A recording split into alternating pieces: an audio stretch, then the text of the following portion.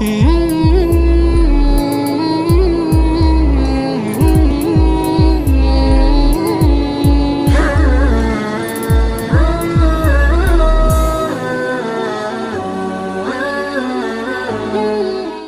باللہ من الشیطان الرجیم بسم اللہ الرحمن الرحیم اللہ الذی خلق السماوات والارض وانزل من السماء ماء فاخرج به من الثمرات رزقا لكم وسخر لكم الفلك لتجري في البحر بأمره وسخر لكم الانہار صدق اللہ العظیم۔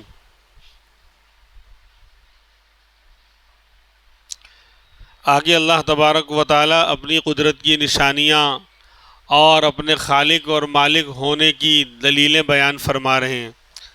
ایمان والوں کو اس سے پہلے خطاب تھا کہ بھئی تم نماز قائم کرو اور جو کچھ ہم نے تم کو دے رکھا ہے اس میں سے خرچ کرو، چھپا کر بھی خرچ کرو اور علی اعلان کھلم کھلا بھی خرچ کرو، اس دن کے آنے سے پہلے جس دن نہ کوئی لین دین کام آئے گا، نہ دوستی اور نہ کوئی سفارشی کام آئے گا، یعنی قیامت کے آنے سے پہلے یہ دنیا کی زندگی عمل کا مقام ہے، دارالعمل ہے یہ دنیا، یہاں جو کر لیں گے کل آخرت میں اس کا بدلہ اچھا ملے گا۔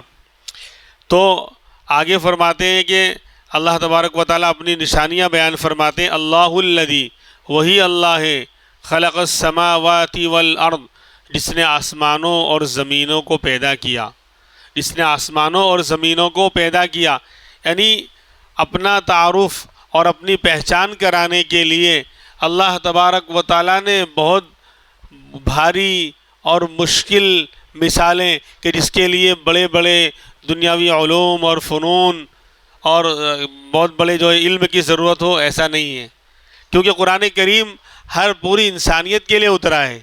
تو اللہ تبارک و تعالیٰ جانتے ہیں کہ انسانوں میں پڑھے لکھے بھی ہیں اور بے پڑھے بھی ہیں، شہر کے رہنے والے بھی ہیں، دیہات کے رہنے والے بھی ہیں، اور بڑی اچھی عقل رکھنے والے بھی ہیں، اور بیچارے سیدھے سادے لوگ بھی ہیں۔ تو مثالیں وہ دے رہے ہیں کہ ہر ایک کو نظر آئے، ہر ایک ان چیزوں کے اندر غور کر کے اللہ تبارک و تعالیٰ کی قدرت اور طاقت کو پہچان سکتا ہے۔ اس کے لیے علم اور پڑھا لکھا ہونا ضروری نہیں۔ بھئی آسمانوں کو اللہ نے پیدا کیا تو کیا آسمان صرف علم والوں کو نظر آئے گا؟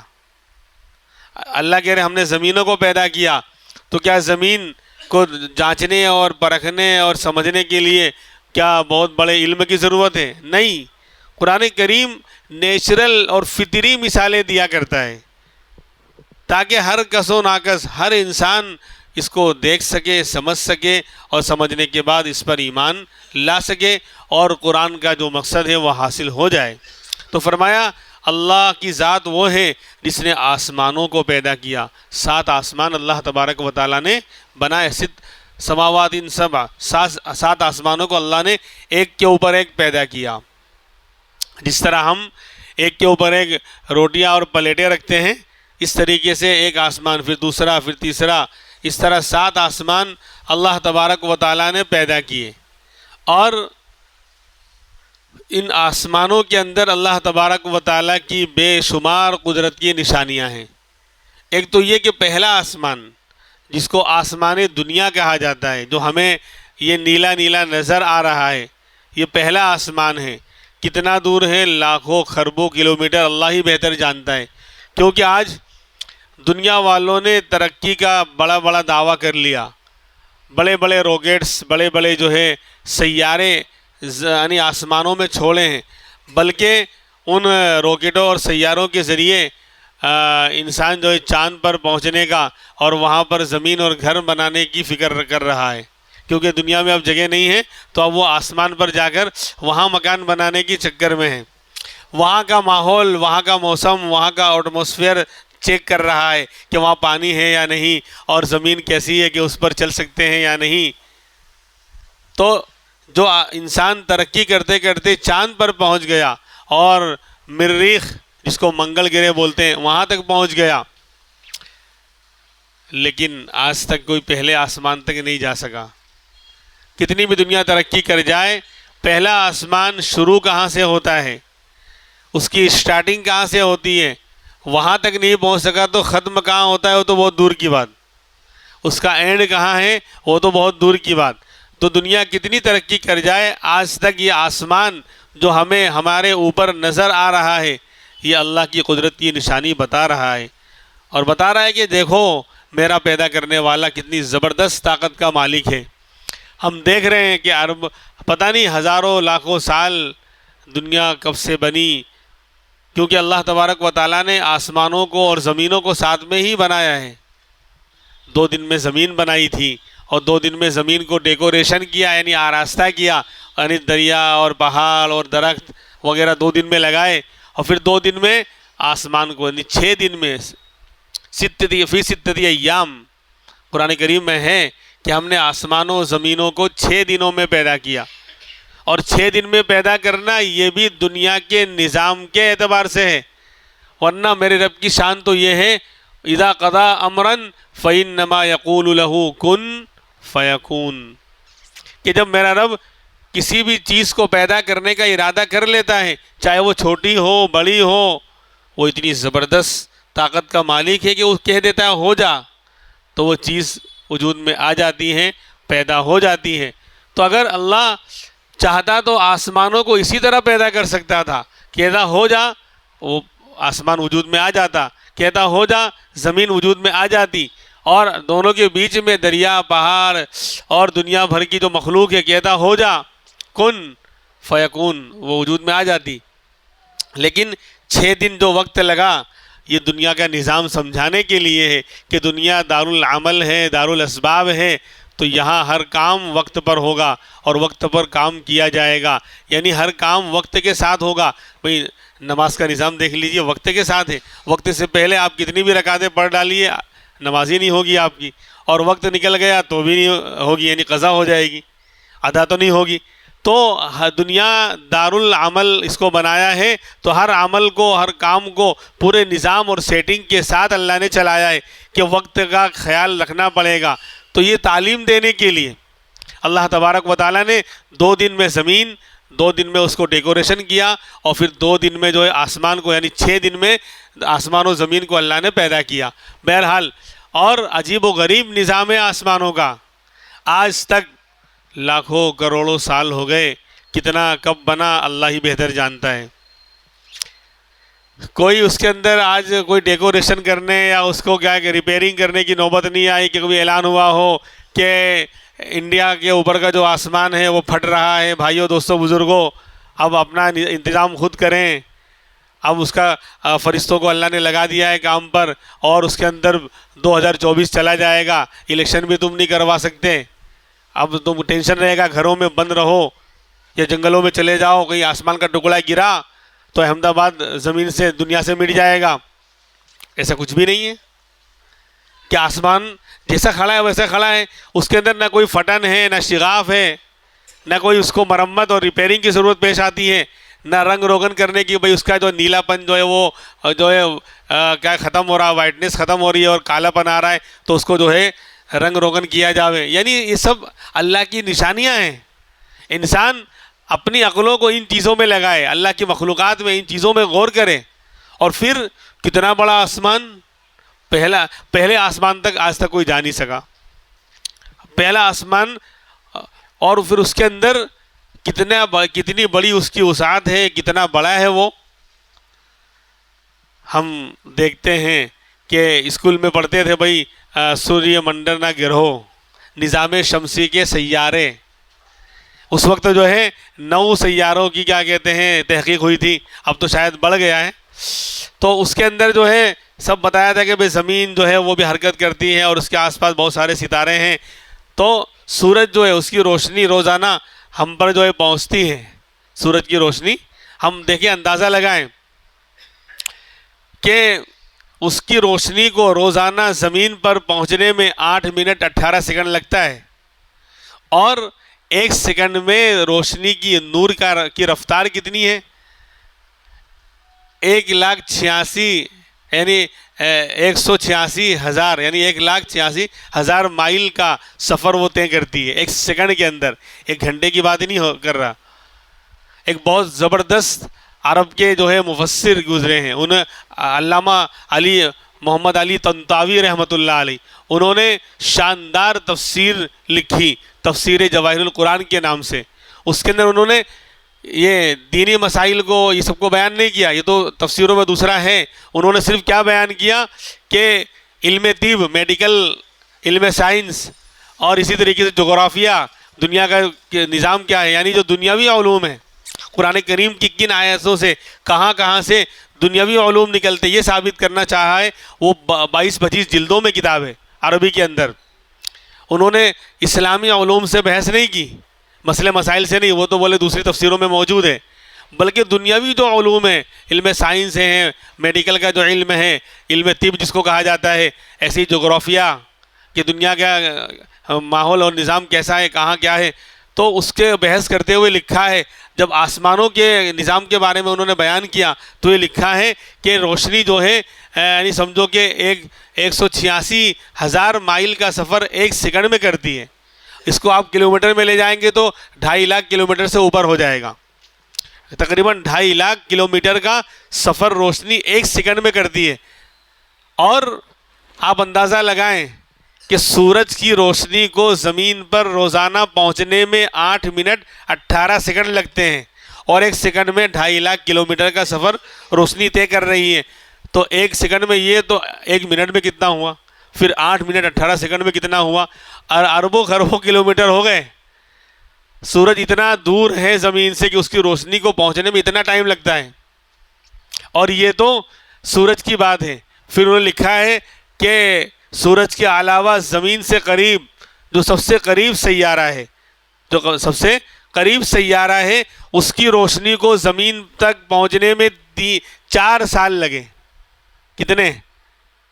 کہاں 8 منٹ 18 سیکنڈ اور 1 سیکنڈ میں 2.5 لاکھ کلومیٹر کا سفر، تو 4 سال میں یہ سب سے قریب والا ستارہ زمین سے، سب کے نام ہیں، وہ نام ذہن میں نہیں ہے، ورنہ میں نام بھی آپ کو بتاتا کہ اس نام کا ستارہ ہے، جس کو انگلش میں یہ کہتے ہیں اور عربی میں یہ کہتے ہیں۔ تو وہ سب سے قریبی ستارہ 4 سال لگے، اور دوسرا ستارہ ہے اس کو 9 سال، کسی کے بارے میں 30 سال، کسی کی روشنی زمین پر پہنچی ہے 50 سال میں۔ پھر اس کے بعد انہوں نے قلم رکھ دیا اور ہاتھ اوپر کر لیا، پھر لکھتے ہیں کہ یہ تو اس عالم کا، آسمان کی اس دنیا کا حال ہے جہاں تک انسان پہنچا ہے۔ اس کی جو یعنی انسان نہیں پہنچا، بلکہ وہ دوربین جو آلہ اس نے بنایا ہے، ان آلوں کی تحقیق کے ذریعے جہاں تک اس کو نظر آیا ہے وہاں تک کی تحقیق یہ ہے۔ ورنہ پھر انہوں نے لکھا ہے کہ اس آسمان میں، اس آسمان کے اندر ایسے اربوں خربوں سیارے ہیں، 1-2 نہیں، ایسے اربوں خربوں سیارے ہیں جو زمین سے اتنا دور ہیں کہ ان کی روشنی ہزاروں لاکھوں سال سے چل رہی ہے 1 سیکنڈ میں 2.5 لاکھ کلومیٹر کا سفر طے کرتی ہوئی آ رہی ہے، لیکن آج تک اس کی روشنی زمین پہ پہنچی ہی نہیں ہے۔ یہ پہلے آسمان کا حال۔ تو اس طرح میرے رب نے 7 آسمان بنائے۔ جب پہلے آسمان کا یہ حال، اس میں اتنے سارے سیارے اور سب اسی آسمان کے نیچے جو ہے گردش کر رہے ہیں اپنے اپنے راستے پر، اور سورج خود چل رہا ہے، تجری لمستقر لہا، سورہ یاسین کے اندر موجود ہے، والشمس تجری لمستقر لہا ذالک تقدیر العزیز العلیم، کہ سورج بھی اپنے جو راستہ اللہ نے اس کو بنایا ہے کہ اس پہ چلنا ہے، سال میں 1 مرتبہ چکر وہ پورا کرتا ہے، جبھی تو جنوری سے دسمبر کا سال پورا ہوتا ہے، تو وہ اپنے محور پر چل رہا ہے، اپنے راستے پر، لمستقر، اس کا مستقر اور جو راستہ ہے اللہ نے طے کر رکھا ہے۔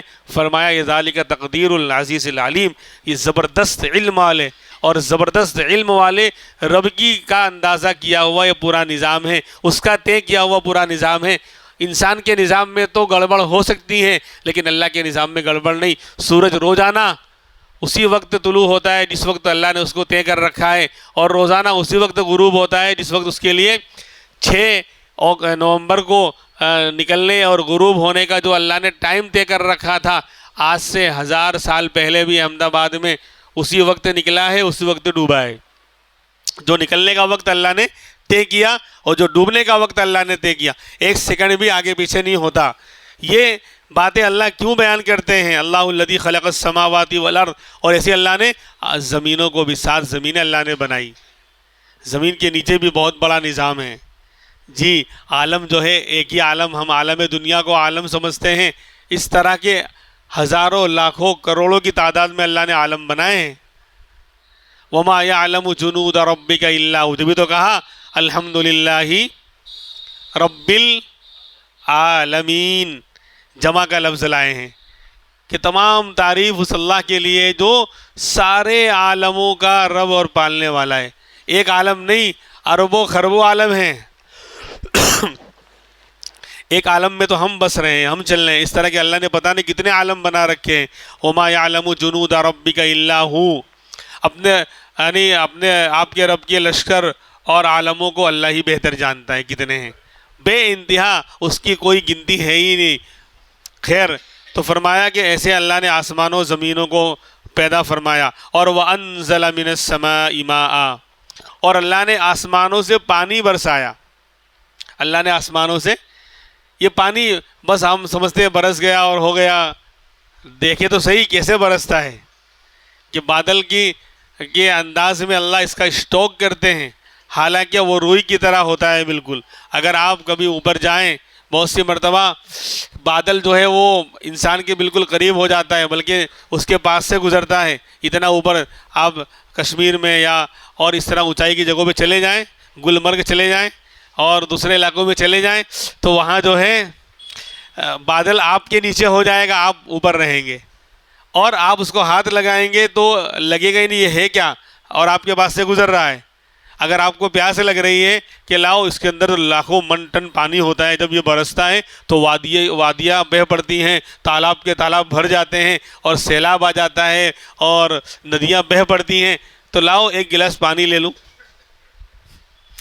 بادل سے ایک گلاس پانی لے لوں، پی لوں، ایک قطرہ پانی نہیں آئے گا۔ یہ نظام ہے اللہ کا، یعنی اسی وہ جو روئی کی طرح نظر آ رہا ہے اڑتا ہوا چلتا ہوا، وہی جب برسے گا تو پورے یعنی گاؤں کو سیلاب کے اندر ڈبا دے گا، تباہی مچا دے گا، بستی کی بستیاں تباہ ہو جائیں گی۔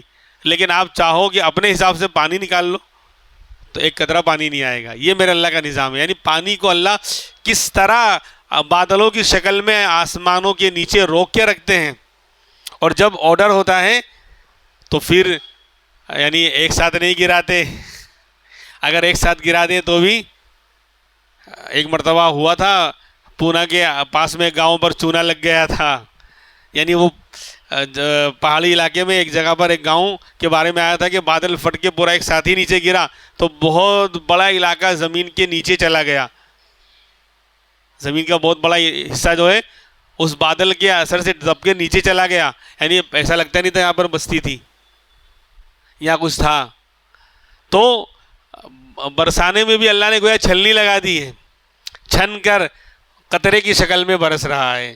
یہ رحمت نہیں، اگر ایک ساتھ گرا دے ہوئے تو پورا گومتی پور مجھے پتہ ہی نہیں ہے احمد آباد میں گومتی پور تھا یا نہیں تھا، اللہ معاف فرمائے، اللہ محفوظ فرمائے۔ یہ تو خالی ایک بات ہے، ورنہ یہ اللہ سب کچھ کر سکتا ہے، زمین ہلا سکتا ہے، اور بادلوں کو پانی، بادل پھٹتا ہے اور معاملہ گڑبڑ ہو جاتا ہے۔ تو اور پھر یہ بھی نہیں کہا، پانی تو اللہ نے برسا دیا، پھر یہ نہیں کہا انسانوں، اے لوگوں جلدی جلدی باہر آ جاؤ اور اپنا پانی کا اسٹاک سال بھر کا رکھ لو، نہانے کے لیے بھی اور پینے کے لیے بھی اور کھانے کے لیے بھی اور اس کے لیے بھی، اور اس کے لیے پورے سال کا اسٹاک کر لو۔ ہم نہیں جانتے، ہم تو پانی برسا رہے ہیں تمہارے لیے، اب تم جانو اور تمہارا کام جانے۔ ایسا ہوتا تو کہاں اسٹاک کرتے، کہاں اسٹاک کرتے ہیں؟ یعنی یہ چیزیں کبھی ذہن میں آتی ہی نہیں ہے کہ اللہ کی قدرت کی نشانیاں کیسی ہیں۔ تو کیا کیا اللہ نے؟ کہیں تالاب کی شکل میں اسٹاک کر دیا، کہیں ندی کے اندر، کہیں سمندروں میں، کہیں دریا میں، اور کہیں یعنی پہاڑوں پر گرایا تو پہاڑ نے قدرتی پائپ لائن کے ذریعے اندر جذب کر لیا۔ پائپ لائن ہے نہیں، لیکن قدرتی پائپ لائن اللہ نے بچھائی ہے ایسی کہ پہاڑ اندر چوس لیتے ہیں، اور پھر جہاں ضرورت ہوتی ہے جھرنے کی شکل میں پانی اس سے نکل رہا ہے، بالکل پیور اور شاندار اور بہترین پانی، قدرتی جڑی بوٹیوں سے نکلنے والا پانی۔ جی تو اللہ نے اسٹاک کر لیا ہے. پھر زمین کو پلا دیا, زمین کے اندر پانی اتر گیا, وہاں اتار دیا, پہاڑوں کے اندر اتار دیا, دریا میں, ہر جگہ اسٹاک کر دیا. میرے بندو ٹینشن مت لو, میں نے پانی برسایا اور میں ہی اسٹاک کر رہا ہوں. تو انسان کو ضرورت پڑتی ہے تو پہاڑوں سے, تالابوں سے, دریا سے, یا زمین کے اندر بورنگ کر کے. تو پانی کہاں, اتنا بہترین اور صاف پانی, بہترین اور میٹھا پانی کہاں سے نکل رہا ہے. تو یہ بھی اللہ کی نشانی ہے کہ ہمارے حوالے نہیں کیا کہ اسٹاک کرو. یہاں تو روزانہ پانی آتا ہے. ساؤتھ میں آپ چلے جائیے, کرناٹک وغیرہ میں پانی بہت ہے, لیکن پانی کھارا ہے, بہت بد مزہ پانی ہے. تو ان کو استعمال کے لیے تو پانی بہت ہے, لیکن پینے کے پانی کا بڑا پرابلم ہے. تو اکثر کرناٹک کے بہت سے علاقوں میں اکثر جگہ جانا ہوا, اکثر کرناٹک کا سفر ہوا ہے اکثر ضلعوں میں. تو وہاں یہی دیکھا کہ وہاں باقاعدہ میٹھا پانی جو ہے وقت سے آتا ہے. باقاعدہ یعنی حکومت کی طرف سے اعلان ہوگا, کہیں پر ہفتے میں 1 دن آئے گا, کہیں پر 10 دن میں ایک دن آئے گا, کہیں پر 15 دن میں 1 دن آئے گا. وہ تاریخ یعنی اخبار میں اور نیوز میں آ جائے گی, بھئی کل فلاں علاقے میں پانی آنے والا ہے.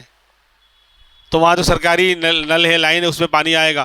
تو لوگ کیا کرتے ہیں, باقاعدہ ہر گھر میں جو ہے اس طرح کی ٹرالی ہوتی ہے, اس کے اندر جو ہے یہ برتن رکھنے کے لیے کھانے بنے ہوتے ہیں ٹرالی کے اندر, 9-10 کھانے. اس کے اندر وہ اپنا جو ہے وہ کیا کہتے ہیں برتن رکھ کر پورا پانی کا یعنی ہفتے کا 10 دن کا پینے کا اسٹاک کرتے ہیں. استعمال کے پانی تو خوب ہے, کھارا پانی ہے وہ, لیکن پینے کے لیے پانی نہیں ہے. تو جس دن اعلان ہوتا ہے کہ بھئی ہفتے میں 1 دن کل پانی آنے والا ہے, تو پوری لائن لگتی ہے, سب اپنے اپنی گھر کی ٹرالی, ہر گھر میں ٹرالی ہوتی ہے, اور رکھنا لازم ہے. کون اٹھا کے لائے گا. تو اس میں کھانے بنے ہوتے ہیں, اس کے اندر برتن اور گیگرے جو بولتے ہیں نا, وہ مٹکی رکھ دی, اور وہ پلاسٹک کی مٹکیاں رکھتی ہیں تاکہ ہلکی رہے, آسان رہے. تو اس کو بھر کے لے جاتے ہیں ہر گھر میں, ڈرم کے اندر, اور پتہ نہیں کہاں اس کو اسٹاک کرتے ہیں کہ میٹھا پانی ہفتے چلانا ہے, 10 دن چلانا ہے. ہمارے یہاں تو 1 دن والا باسی ہو گیا, وہاں باسی تازہ سب یعنی تازہ ہی تازہ ہے. وہاں پھینک دیں گے تو پئیں گے کہاں سے. اور جس کے یہاں میٹھے کنویں کا پانی ہے یعنی بورنگ میں, وہ تو کروڑ پتی بن گیا. بہت سے پرائیویٹ لوگ بھی لے کر آتے ہیں گاؤں کے, جن کا پانی میٹھا ہے یعنی بورنگ کا, تو وہ بیچنے آتے ہیں باقاعدہ گاڑیاں لے کر. وہاں محلوں میں, ہر شہر کا یہ حال ہے کہ ہر محلے میں وہ اپنا ٹینکر لا کے رکھ دیں گے, اور برتن کے 2 روپے 5 روپے میں بیچیں گے پانی, پورا برتن بھر کر. تو یہ اللہ کا نظام ہے کہ اللہ نے آسمان سے پانی برسایا, اور پھر اسٹاک بھی خود کر دیا کہ خود ہی اسٹاک کر کے ہم نے انتظام کر دیا, تم جب ضرورت پڑے تب لینا. پورے سال کا ہم اسٹاک آپ سے نہیں کرواتے, ہم نے خود انتظام کر دیا ہے. بہرحال تو فرمایا, اور اللہ نے آسمان سے پانی برسایا, پھر اس سے کیا ہوتا ہے, فَأَخْرَجَ بِهِ مِنَ الثَّمَرَاتِ رِزْقًا لَكُمْ. اور پھر دیکھو دنیا میں پانی کا حال کیا ہے, کہ کہیں میٹھا پانی ہے, کہیں کھارا پانی ہے, اور اکثر دنیا کے سمندروں کا پانی کھارا ہے. اتنا کھارا ہے کہ آپ زبان پر رکھ نہیں سکتے. تو ذہن میں بات آتی ہے کہ 71% پانی, 29% جو ہے زمین ہے, اور 71% کے اندر بھی اکثریت جو ہے سمندروں کی وہ کھارے پانی والی ہے. میٹھے پانی کے سمندر تو بہت کم ہیں. تو فائدہ کیا, اتنا کھارا پانی دنیا کے اندر اللہ نے رکھا ہے اکثر سمندروں کا, یہ تو کھارا, اس سے کیا فائدہ. ارے کھارا ہے جبھی تو انسان آرام سے دنیا میں کھا رہا ہے. سمندر کا پانی کھارا ہے تبھی تو انسان آرام سے دنیا میں جی رہا ہے اور کھا رہا ہے, نہیں تو پھر دنیا بھر کا وائرس اس کو کھا رہا ہے. نہیں سمجھے آپ. سمندروں کی دنیا, میں نے بتایا کہ 71%, 3/4 تو پانی ہے دنیا میں, اور 29% زمین, اس کے اندر بھی آبادی والی زمینیں تو اور کم ہیں, ورنہ پہاڑ اور بیابان اور جنگل بھرے ہوئے ہیں جہاں آبادی نہیں ہے. اس میں سے آدھا نکال دیجیے آپ, وہ آنکڑا وہ پرفیکٹ تعداد مجھے معلوم نہیں, تو 29% کے اندر بھی کچھ حصے پر انسان بستا ہے, ورنہ 3/4 تو پانی ہی پانی ہے. تو اب بتاؤ کہ سمندروں کی مخلوق ہمارے سے زیادہ ہے. جو زمین پر جو مخلوق بستی ہے نا, انسان ہوں کہ جانور ہوں کہ چرندے ہوں کہ پرندے ہوں, ہر سیمپل اور ہر نمونہ سمندر میں موجود ہے. سمندر کے انسان بھی ہیں, یہاں گھوڑا ہے تو وہاں بھی گھوڑا ہے, اللہ نے کچھ بھی نہیں چھوڑا ہے. جو مخلوق, جو چیزیں زمین پر ہیں چاہے وہ انسان ہو، جانور ہوں، کیڑے مکوڑے ہوں، سانپ بچھو ہوں کہ چرندے پرندے ہوں، ہر ایک کا سیمپل اور نمونہ سمندر میں پانی کے جانوروں پائے جاتے ہیں. گھوڑا بھی ہے وہاں کا گدھا بھی ہے، سب کچھ ہے. بلکہ اس کے علاوہ اور الگ الگ بہت ساری مخلوق پائی جاتی ہے جو زمین پر نہیں ہے، اور اربوں خربوں کی تعداد میں زمین سے کئی گنا زیادہ اندر یعنی جانور اور جاندار ہیں.